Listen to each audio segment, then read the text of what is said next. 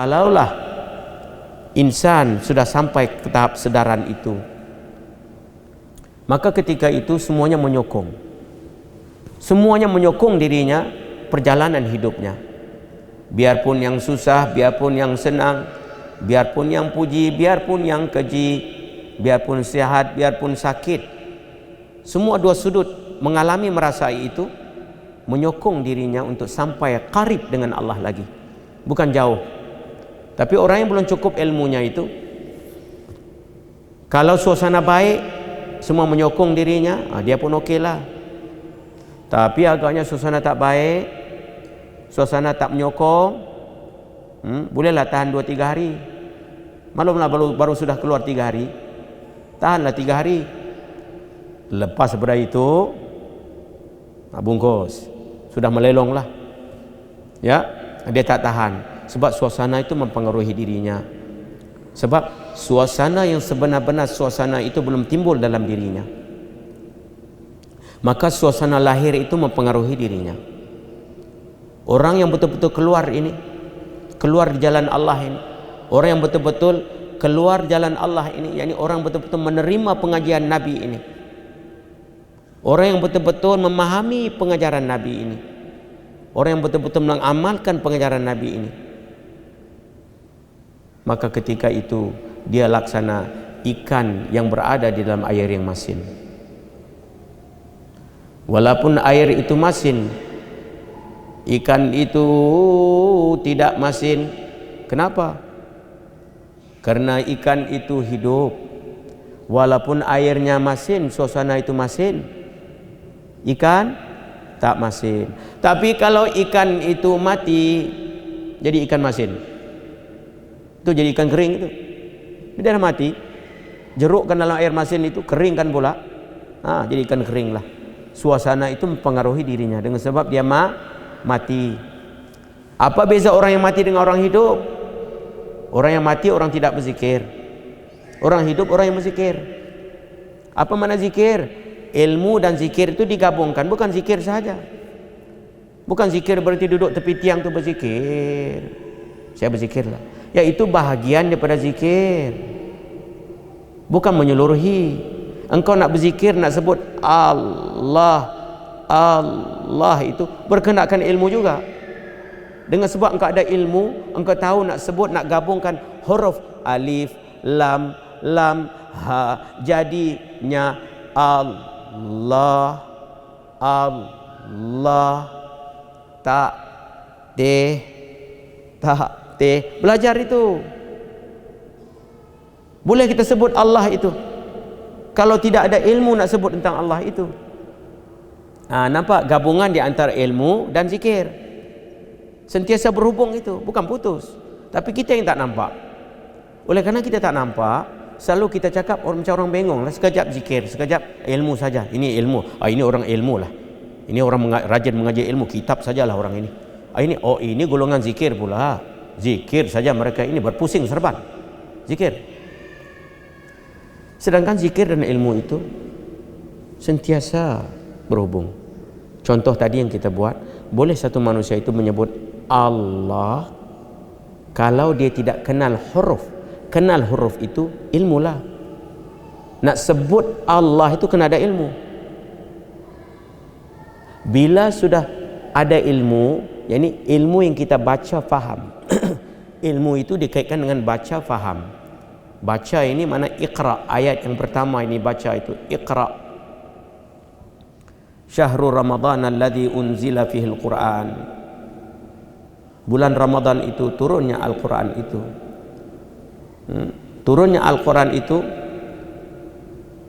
hudal linnas, petunjuk bagi manusia. Wa bayyinatin minal huda wal furqan, petunjuk bagi manusia, ya.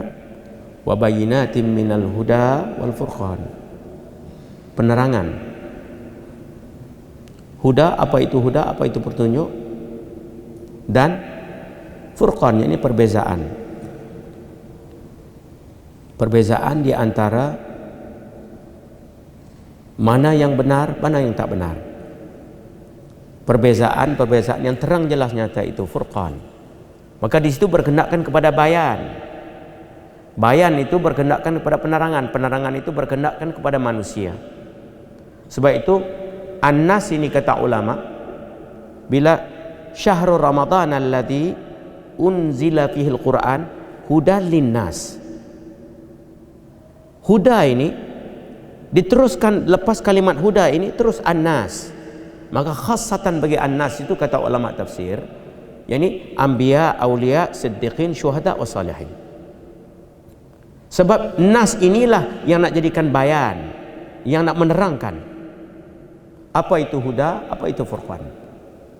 Sebab itu orang kata tak nak guru ini kacau sikitlah. Ya, ada Quran cukup, ada kitab hadis cukup, itu kacau sikitlah. Sebab di sini syahrul Ramadan alladzi unzila fihi al-Quran hudan linnas. Mesti ada silsilahnya itu. Guru kepada guru yang mengambil penerangan itu, penjelasan itu. Dan penerangan penjelasan itu tidak lari dengan ijma' ulama. Qiyas. Jadi Quran dan hadis itu mesti menyampaikan kepada ijma' ulama. Dan ijma' ulama itu dihubungkan dengan qiyas. Maka jadilah manusia itu keseimbangan, kestabilan, keadilan dan pertengahan.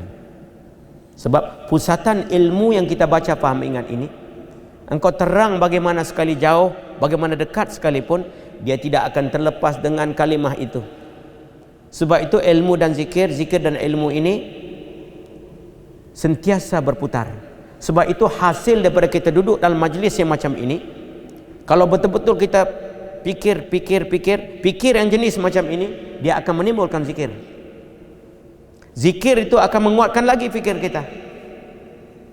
Apabila kuat dua sudut ini, itulah menjadikan dasar kehidupan manusia yang hidup tadi itu, macam ikan dalam air masin itu. Hiduplah itu. Hidup ikan dalam air masin sehingga dia tidak masin itu. Sebab dia hidup itu. Hidup itu apa maknanya? Ilmu dan zikir. Yang kita, oh kenapa dia hidup? Dia zikir. Boleh zikir kalau tidak ada ilmu. Sekali lah itu. Tapi biasanya kita dengar orang cakap zikir lah.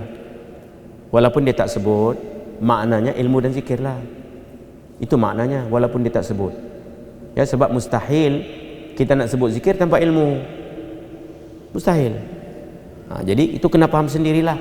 Tapi kalau kita tak peringatkan diri kita, mungkin kita salah faham. Mungkin kita ingat, oh zikir saja. Ini yang jadi timbul pahaman dua ini. Golongan zikir saja, golongan ilmu saja. Dia tidak ada gabungan itu. Sebab ada satu sudut yang halus, seni, tak nampak itu. Antara hubungan ilmu dan zikir itu ada hubungan rapat. Tak nampak hubungan itu. Apabila manusia tidak nampak hubungan itu, maka jauhlah manusia itu daripada kenyataan kebenaran itu.